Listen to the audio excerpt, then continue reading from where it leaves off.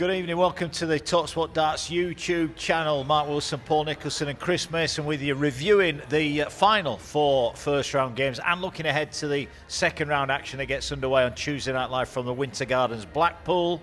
Well, there's only one place we're going to start, and that's with the controversy of the night. Gerwyn Price, 10-7 winner over Daryl Gurney. Nico and I did the game, we saw it unfold. What did you make of what happened at the end? Yeah, well, I was just watching the game in the green room and just I was almost waiting, and there was certain things in there where Daryl was just trying to create an issue and mock Pricey for his celebrations and just poking the bear, and it was one of the things. I think I said it afterwards. Usyk refers to it as pushing the horse.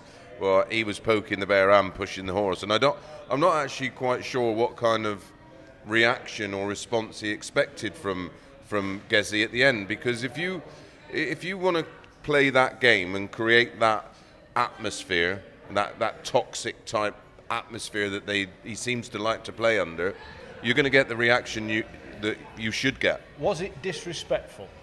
Because you use that word mocking. Yeah, I think if Gurney had done what Gezi did and roared and whatever else, there's no issue with that. But I thought it was a touch disrespectful. Yeah, and listen, Gerwyn's that kind of guy that he won't take that.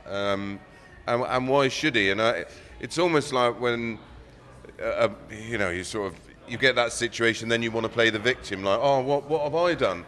We had that with Lewis and Manley, didn't we, years ago? And you're like, well, hang on a minute, you were instigated it.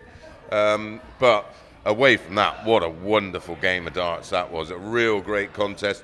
Pricey had to be somewhere near his best because he was pushed to the limits. And yeah, it was from 4-1 down, I was thinking, right, he's going to steamroller him here. And Gurney, he produced in that match. And listen, I don't mind a bit of afters.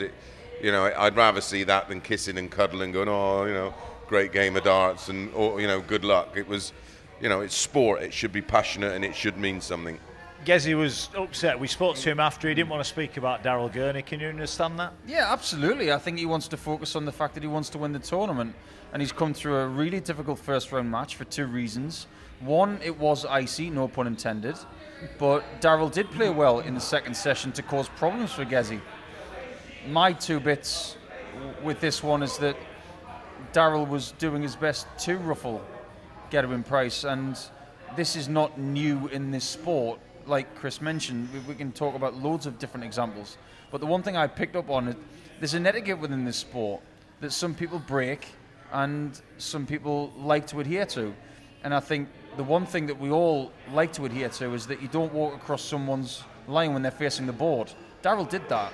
He knows he did it. Everything he's done tonight, he did on purpose, because this was one of those emotionally charged games, and we maybe didn't expect it as much as we did because of the respect after the World Cup final. But I'm with Chris. I didn't mind it whatsoever. These two will probably not text each other for a few days, but I think they'll be all right. But there are certain bits of etiquette that maybe we can talk about on the talkSPORT YouTube channel at some point, that when they happen, you just think, did you really have to do that? Probably not. But yeah, great game. It's almost you're trying to stamp your authority on the stage with a guy who comes from a sport that's not, you just don't try and take him on in that game. And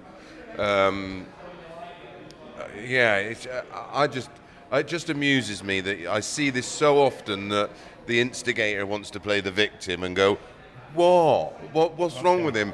Where Nico, and he's right about walking in front, and just there was loads of little things which it's a bit of gamesmanship. I don't mind that, but then don't complain afterwards if you're going to get a frosty handshake. Okay. No pun intended. Fair enough. All right. The Iceman threw impressive performance, but the performance of the night belonged to Josh Rock. Average 104.32, beats Ross Smith 10-5, 5-0 at the first interval. The damage was done. Yeah, damage was done. Ross will be thinking about the first 5 legs of that contest, or possibly the first 4.5 legs for a few weeks after this. He probably knows deep down what went wrong. Maybe he over-prepped. Maybe he was a little bit undercooked. We don't know. But the game started right on the allotted time. So it's not as if he had to wait for extra legs from previous matches. So I don't think we can look at that and say that was a problem. But Josh Rock played superbly well. So did Ross later on, but it just came too late. 104.32, first win for Rocky on that Blackpool stage. He's a player, isn't he? Yeah, he is a player. We've been saying it in the build-up, in the last week, in the last 2 weeks, in the last month. The belief he's got from winning that World Cup and the manner in which he did it and how he's kicked on is what should happen. And for Ross Smith, winning the Europeans, that's not happened for him. And we've seen it with Ryan Searle. Although Ryan Searle just didn't really have any chance to get in the game, but it was such a slow start for Ross Smith. Josh was probably thinking to himself, I can't believe me luck here. This is a guy who's as prolific as him in terms of treble 20 hitting, and he just couldn't find his range. His line, his length, everything was just completely gone, and that can happen. And Nico's right, sometimes you can undercook it and sometimes you can overcook it, and then until you get up there. But of all the people that you don't want to run into when you're not making a good start, it's Josh Rock right now. It was the bottom quarter of the draw tonight. The other two in it, Chris Dobie and Michael van Gerwen, both got it done. MVG missed a lot of doubles, didn't he, in his game over Barney, but just had too much for Barney. And Dobie similarly missed quite a few doubles, but I think Barney will reflect on this one, and it was an opportunity missed because that was a very ordinary Michael van Gerwen. He finished with a 91 average, and although Ray has been struggling the last couple of weeks, I just thought he would have got something right, but he was tinkering with his setup. Ironically, went to a set that he didn't think he wanted to use or didn't feel like they were flying right in practice, and then starts hitting 180s, but too late. It's one of those, everyone thinks this is a long race, but it literally, the legs just seem to go spinning past, and you just get embroiled. Michael's game's not anywhere near where it needs to be to win this. They're both searching, Mark. Raymond, a little bit earlier this week, I said to Emma Payton that I applaud Raymond for always trying to find something to get that extra 1 or 2%. But based on what I've seen over the last couple of days, he looks lost to me. It's almost as if he's tried everything and he's still searching, and it's not quite there. He looked very emotional at the start of the game, and maybe the emotions took over. Michael was actually using new darts tonight. I had a chat with some Winmore reps during the match, and they said, confirmed, new equipment, he's trying something new. It was good enough tonight. Against Josh Rock, it's going to have to be way better. Yeah, and I think with Raymond, and we've probably all been guilty of it, you think that the solution is in the darts. It's not. It's into how you apply yourself and the hours that you make sacrifices and everything else. And Raymond's searching for something that's not there and hasn't been there for a long time. He's 58.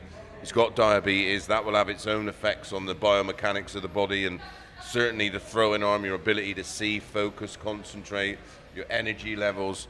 But the tinkering of the darts is not the solution for Ray. Absolutely right. I think I'm glad you brought the diabetes up, because speaking to Raymond earlier in the week about it, he's saying that there are adverse effects when it comes to the anatomy and the sighting of the shots. I think maybe one of the reasons, I'm speculating here, but I think maybe Raymond is internally thinking, I believe I can still do it, but my anatomy and my body and my eyes are not allowing me to do it. And it's heartbreaking to realise that what was once so easy is no longer easy. Okay. A quick word on Chris Dobie. Beat Ricardo Pietreczko. Ricardo will be disappointed with how he played, no doubt. Yeah, he was poor. And I don't think we should hide the fact that Ricardo didn't play well. I think he played about as well as Cameron Menzies did a couple of days ago. Very similar average. Yeah, very, very similar numbers. And if Ricardo's going to kick on with his career and become one of the best players in the world, he's got to find a more consistent level. He seems, when he plays games like this, to be very angry. Now, coming from me, that seems a bit like pot and kettle. Yeah, but you can't play angry. You can't. This sport, you cannot try. That one moment you introduce effort, and especially for certain types of throws, it's all over. He's obviously got talent. We've seen some of the things that he's remarkable. done. When he won the German Darts Championship, he was in a pool who of he confidence and he was swimming. He was brilliant. So he's got to find a little bit of ease. The best players in the world play with ease, not with frustration and angst. Take it from somebody who knows. MVG takes on Josh Rock. Chris Dobey takes on Gerwyn Price. It looks destined that it's going to be Price and Rock. Is that how you see it? Yeah, that is how I see it. That's how I think I saw it when we did the initial preview of the actual championships. I've liked the look of Rock for a long time. I think what Gary said about he was getting pressure heaped on him, I think that slowed his progress up. I think now he feels like with winning the World Cup, right, that pressure's off a bit now. They'll just leave me be for a while and stop going, when you're going to win something, when's this going to happen? Even if Dobey didn't play as poorly as he did tonight, although I was impressed with the fact that in comms I was saying he's just got to take his medicine, accept it's not one of those nights where you can average at 100 and you've just got to graft, and he did that. But I don't think he's in the form to beat Price. Well, we'll find out. That'll be on Wednesday night. Let's have a look to the action on Tuesday night. It sees the top half of the draw in action. Jan van Veen takes on Danny Noppert, Wessel Nijman, James Wade, Stephen Bunting, Gary Anderson and Johnny Clayton against Mike De Decker. We'll take them in that order. Jan van Veen takes on Danny Noppert. Van Veen who beat Luke Humphries in round one. Is he going to make it through to the quarterfinals? Yeah, I think if he plays the way he did against Humphries, he's got every chance. If Danny is slightly off the pace, you just get the feeling that Van Veen's ready to progress in his career. Someone who has played longer format stuff than, say, Players' Championships and European Tours and felt very comfortable. Seems like he's figured out a formula to make sure that he's ready from the off. I really like that about him. He's so eloquent, speaking in his second language. It's like he's ready to be a superstar, but he doesn't want to get the limelight the way that some other people are craving it. He wants to turn up, he wants to be good, and he wants to be classy, because that's exactly what he is. Two nice young fellas, both as polite as can be, both pretty good at darts as well. Yeah. Who's going to come out on top? Yeah, I think Jan van Veen will just have a bit too much for Danny Noppert.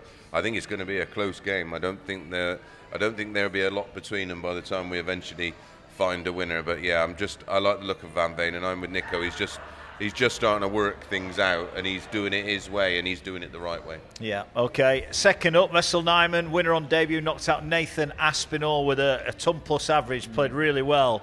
James Wade, 62 games into his match play life, produces his best ever average, 104, when he brushed aside Joe Cullen. How do you see this one going? Well, I like Wade in this one. I think you think about last year, he was not even in this tournament about 2 weeks before the draw, and then he figured out a way to get in the draw, and then he was in the semi-finals by the time we made it to about Wednesday, Thursday. And yet again, James is saying, nobody's talking about me. He's not even listening. I know. Get on the talkSPORT YouTube channel, because every time he plays here, we say, oh, he's going to be dangerous here, loves it here. I don't know who he's listening to, but the fact is, we have never forgotten about James Wade. All we ever do is talk about how many games he's played here, how many times he's succeeded in making it to the championship game, and next thing you know, James is saying, well, I'm overlooked. Hang on a minute, he's been up and down the rankings like a yo-yo for the last 20 years, and he's only going in one direction at the minute. He's provisionally going to be number 5 at the end of the tournament if he keeps going the way he is. Maybe even better, so he's not forgotten. He's very much on the radar. Yeah, I'm with you. I think James Wade will just have too much knowledge for Wessel Nijman, and he has a way of, Nathan just plays darts. He just gets up, throws them. James Wade has come through an era of where we know how to do certain things that's well within the rules. Nijman's never beaten him either. No, exactly that. So, yeah, and I like the look of Wade. I've liked the look of Wade for a while. If we go all the way back when we did the Pro Tour where he picked up another title, and I think he's in the mood to go deep here. Yeah, quite possibly. Right, Bunting and Anderson weren't great in round one. Although, well, Gary Anderson played quite well, but he wasn't having any of that. Bunting struggled to get past Ryan Joyce in the end. Rode his luck a little bit at the end, but what we do know, they can both play a lot better. They meet tomorrow night. Who's going to win it? We had a chat about this a little bit earlier this morning, and I think Bunting is ripe for a big run at Blackpool, even though he hasn't had a great deal of joy here over the 11 years he's been coming here since he made his debut in 2014. But the mental aspect of this game fascinates me a lot, because even though Stephen's known Gary since he was a kid, I think he looks at the games like Barneveld and Anderson, it's like he's playing one of his uncles or something like that. But I think he's ready to take out anyone. You look at his 2 World Series wins this year, he'd not won in the World Series until those. He's won in the European Tour this year, he'd never won that. He's doing new things. And just to continue that trend, maybe making the quarters for the second time, and even going further than that, it's not out of the realms of what Stephen is capable of now.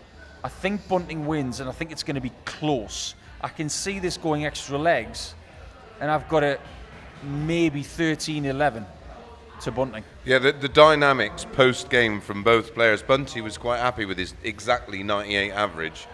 Gary Anderson was absolutely fuming with his 98.02 average. It was the dynamics in the players, but Bunty's already had a little poke at Gary in his post-match interview, saying, "Oh no, he was better years ago," and all of that. And it'd be interesting if Gary sort of looks at that and thinks, "All right, okay, you think this old man is washed up and finished?" Well, yeah, Gary is not the player he was a few years ago. Yet the last 2 years he's set personal best averages. Yeah, there you go. And that's like saying to Usain Bolt, "You're not the runner you used to be, but you've just clocked a 9.58." So some of the dynamics between the players post-match, it's almost as if they're trying to set up boxing matches by trying to build it up. Play mind These guys games. don't need to do that. No. We know how good they are. You're going Bunting, you're going Anderson. Okay. You sure about that? Out. No. I've changed my mind 3 times today. Yeah, you have. Johnny Clayton takes on Mike Dedecker. Clayton, who defied Martin Schindler's near 104 average to knock him out, but never really looked in any danger of being knocked out by Schindler. And Mike Dedecker, who eventually got over the top of Dave Chisnall. Chizzy missed too many darts, but Dedecker, when called upon at the end, Chris, come up with some big finishes to win it in style. Yeah, the last 2 legs, a 104 and then a 148. That was impressive. But even with that thrown in there, it was still 10-7 against a player averaging 91. He only averaged 93. Johnny Clayton was just not necessarily in cruise control, but I'm with you. I never felt at any point in that match that Johnny wasn't going to get it done, and he averaged just shy of a ton. And I think Mike's going through a bit of a transition period in terms of equipment and setup, and he just can't quite find it. He's just moved house as well. So he's probably not had the opportunity to get the real graft in. He's not really coming here with massive amounts of confidence. So I'm still alive. It wasn't a shot. So yeah, I'm going Clayton. I thought your ear was bleeding. Clayton Anderson quarterfinal. Okay. Clayton's ticking pretty much every box you need to tick. He's very settled in his life away from the hockey. He's settled on the hockey. I honestly can't remember a time where I saw Johnny Clayton so relaxed in a game where he was being pushed. Now, when he was playing Gerwyn Price in the Grand Prix final in 2021, he looked spirited and ready to win. It's totally different against Schindler. It's as if to say, no matter what he does, I've got something that will beat him. And that confidence can't be measured. And he's not going to be cocky with it, Johnny Clayton. He's going to be ready to use it as and when. And I adore Dedecker. I think he's got such a massive future. I love what he does right now and what he's done for Belgian darts. But I think at this point in time, we've got to be honest, Clayton will be too strong. Good stuff. Right, it is last 16 action underway at the Winter Gardens on Tuesday. One last question for you both. Who's going to be in the final? Gerwyn Price. Yeah. And Gary Anderson. Clayton Price. I'm not going to deviate from what I thought at the start of the tournament. I thought maybe it would be an all-Welsh final and we get our first Welsh winner. Good stuff. Let us know in the comments. Get involved with those. Thanks everyone that's been watching along. Don't forget, every dart of the World Matchplay, it will be covered with our watch-alongs on the talkSPORT Darts YouTube channel. Please like and subscribe. We'll be back with more tonight, Tuesday night, 7 o'clock. We'll be live at the Winter Gardens. We'll see you there.